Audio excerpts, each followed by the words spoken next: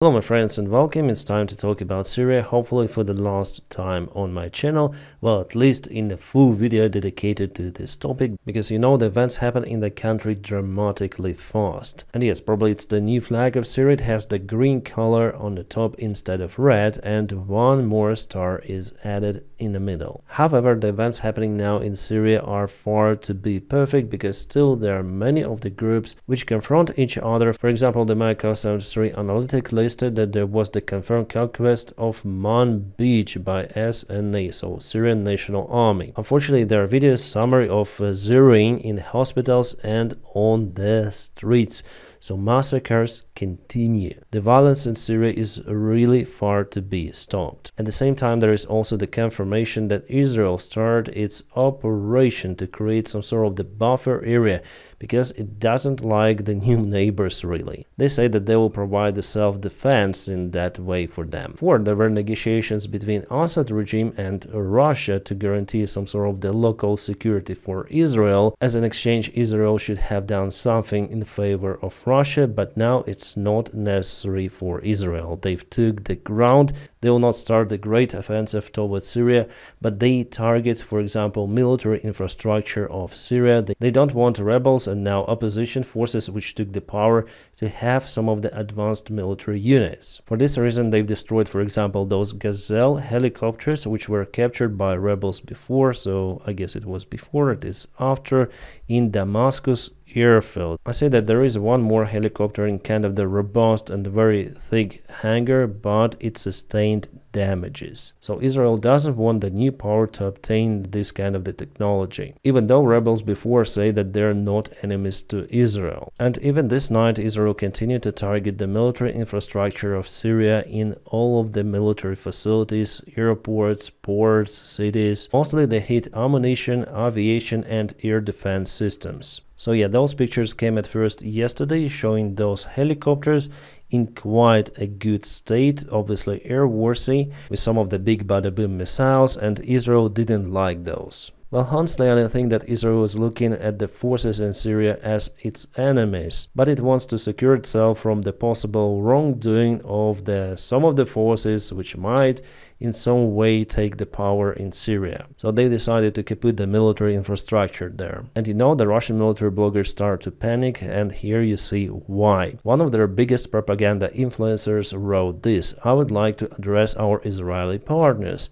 You Jews, please don't hit the Syrian airfields yet. Some of them have our servicemen who we remember, but no one told you about them, and with your strikes you can zero them a little."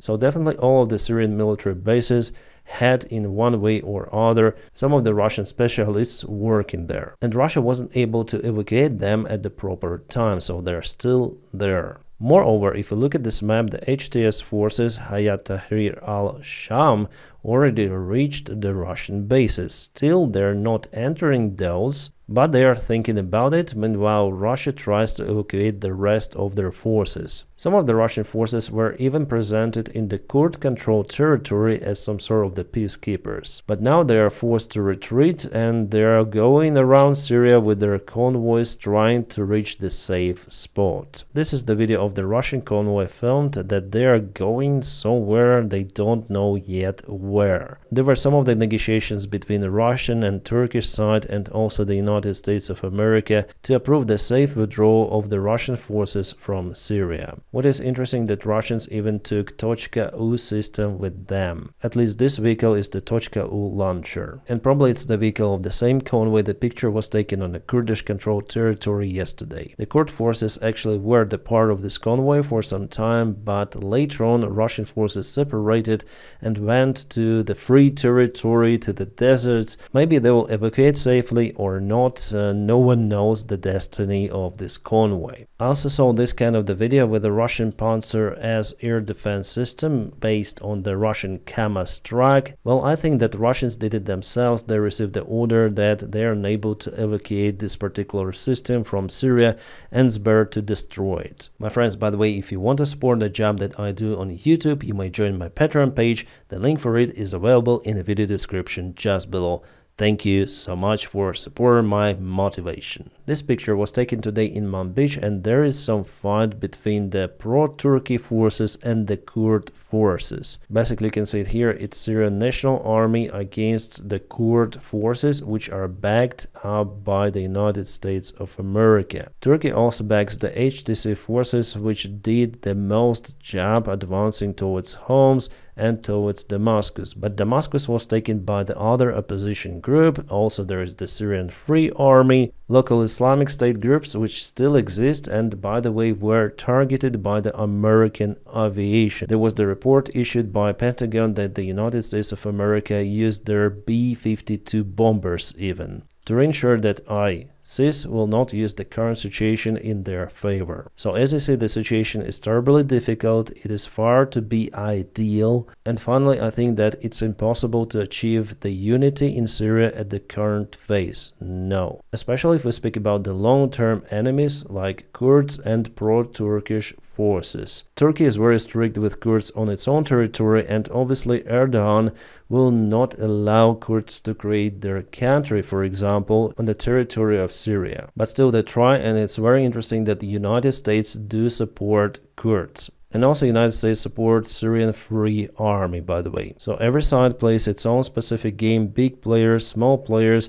But what we know that Russia will not play anything in Syria from now on, together with Iran, by the way, because Bashar Assad's regime was mainly supported by Iran and Russia. Regime failed and we have one less player in the Middle East, and it's a huge disaster actually for Russia, because as I say to you many times, from the military perspective, Russia lost its two military infrastructural ports, the naval port, only Russian naval port in Mediterranean, and the big airfield which was used as the hub for the Russian forces for them to get, for example, to Africa, to Mali, where the Wagner army and other mercenaries play a great role. So the influence of Russia obviously reduced significantly. No, it's actually gone there. Moreover, Qatar plus Saudi Arabia for the future perspective may start to build some of the pipeline via Jordan. You don't even need to get to Iraq, for example, or you don't need to go even to the Kurd-controlled territory. You can do it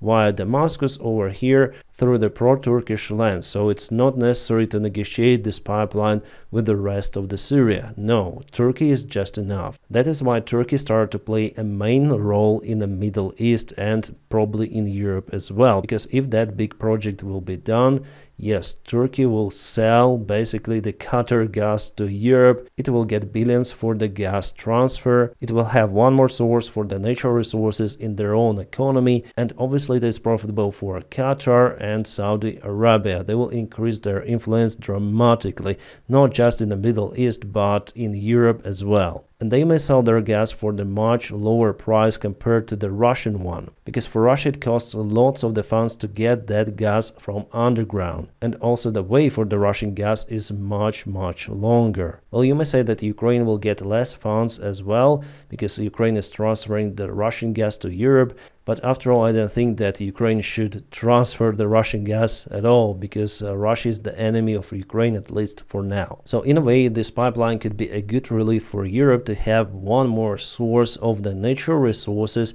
and do not depend on Russia or United States of America with their very pricey liquid gas. Yes, we understand that from the classical democratic perspective, Qatar and Saudi Arabia are a little out of those standards, but still they're kind of the allies to the Western world. At least Qatar and Saudis are trying to coexist with the United States and European Union. United States has its own military bases there, so they work in some way. But with North Korea, Russia, Iran, this type of the communication is just unachievable. So yeah, in general, the human rights in this region are far from the Western standards, but you know, they used to live like that and they're not expanding their way of living. Unlike, for example, Russia, which is not okay about Ukrainian choice to live like in Western countries in attempt to develop the country in democratic way. So yeah, Russia lost every possible aspect in Syria. And by the way, this is the close of the Bashar Assad army. Someone didn't believe me,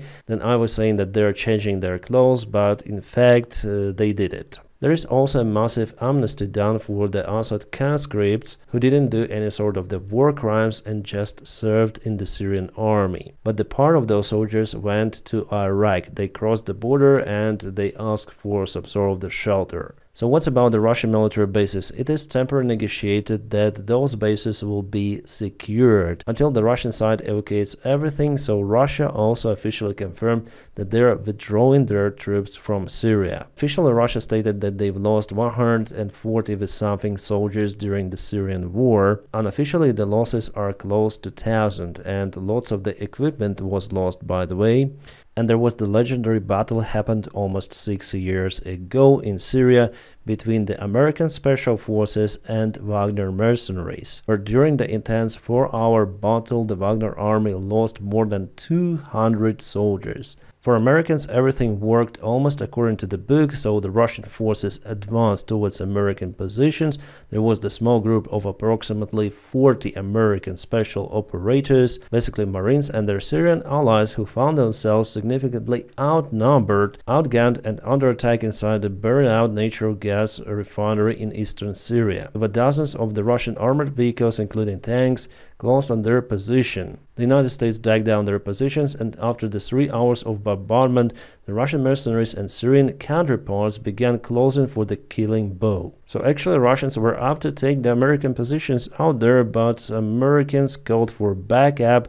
Basically Apache helicopters, AC-130 gunships, massive B-52 bombers, F-15, F-22, and everything of that just nailed down the Russian army, or as they call it by the time, the Wagner army, and Wagner had significant losses. There were just few people who escaped the scenery. By that time it was the greatest defeat of Russia for the single battle in a modern history. So I mean, those losses for the Russian side, they were just for nothing, really for nothing, as we see from today's perspective. The Washington Post came out with an article saying that Assad was proposed before with the offer, some sort of the compromise, where Assad should have stopped working with Iran, providing it with the country infrastructure. Assad also should have stopped the support of the Iranian proxies, like for example Hezbollah. But he didn't agree, and here's the outcome. Honestly guys, I'm not sure whether this article is truthful or not, but they say like that. Maybe they have more information than I am. So what's about dictator himself, Bashar al-Assad? He's basically in Moscow with his family, as it was reported by some of the media sources before. He bought several of the apartments in the most expensive area of Moscow,